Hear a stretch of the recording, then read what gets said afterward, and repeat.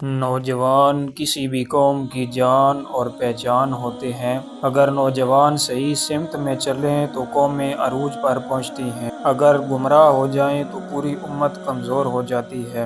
آج ہم سیرت النبی کی روشنی میں دیکھیں گے کہ اسلام نوجوانوں سے کیا توقع رکھتا ہے، قرآن اور حدیث میں نوجوانوں کا کردار کیسے بیان ہوا ہے، اور صحابہ کرام نے کس طرح اپنی جوانی کو دین کی خدمت کے لیے وقف کیا۔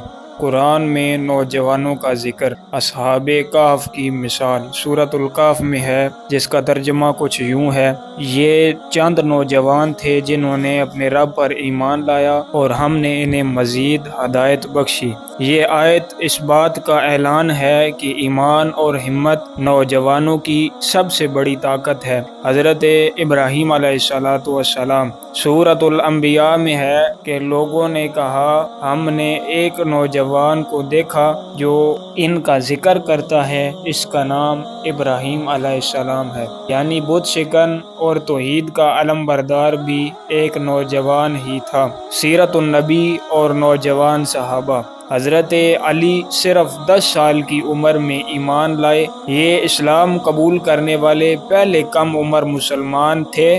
حضرت اسامہ بن زید، آپ کی عمر صرف 17 سال تھی جب نبی کریم صلی اللہ علیہ وآلہ وسلم نے انہیں پورے لشکر کا سپہ سالار مقرر کیا۔ حضرت مصعب بن عمیر، ایک ایسے نوجوان جنہوں نے دنیا کی عیش و عشرت کو چھوڑ کر اسلام کے داعی بنے اور مدینہ میں معلم کا کردار بھی ادا کیا۔ حضرت عبداللہ بن عباس، حضور نبی کریم صلی اللہ علیہ وآلہ وسلم کی دعا سے ترجمان القرآن بنے، جوانی کے عالم میں ہی بڑے مفسر کہلائے۔ حدیث کی روشنی میں نوجوانوں کی اہمیت۔ نبی کریم صلی اللہ علیہ وآلہ وسلم نے ارشاد فرمایا، 7 لوگ ایسے ہیں جنہیں قیامت کے دن اللہ اپنے عرش کے سائے میں جگہ دے گا۔ ان میں سے ایک وہ نوجوان ہے جس نے اپنی جوانی اللہ کی عبادت میں گزاری۔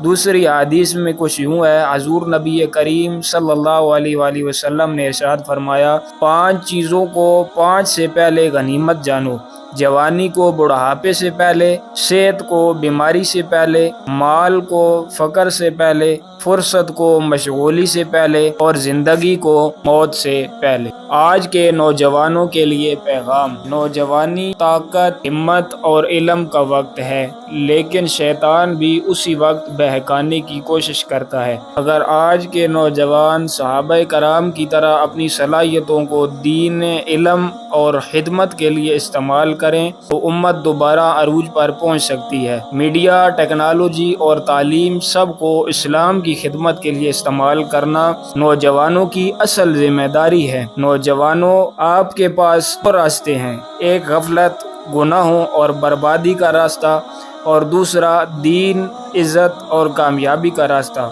آپ کس راستے کا انتخاب کریں گے؟ اگر آپ چاہتے ہیں کہ آپ کی زندگی بھی ان نوجوان صحابہ کی طرح روشن مثال بنے تو اس ویڈیو کو آخر تک دیکھنے کے بعد اپنے دوستوں کے ساتھ ضرور شیئر کریں، اور ہمارے چینل پر اگر پہلی بار آئے ہیں تو ہمارے چینل القرآن اینڈ حدیث کو سبسکرائب کریں، تاکہ ایسی مزید قیمتی معلومات آپ تک ہر وقت بر وقت پہنچتی رہیں۔ آپ کے خیال میں آج کے نوجوان حضرت علی یا حضرت مصعب بن عمیر کی طرح قربانی دے سکتے ہیں؟ اپنی رائے کومنٹس میں لازمی لکھیں۔ ملتے ہیں نیکسٹ ویڈیوز کے ساتھ، تب تک اجازت دیجیے۔ اللہ نگہبان۔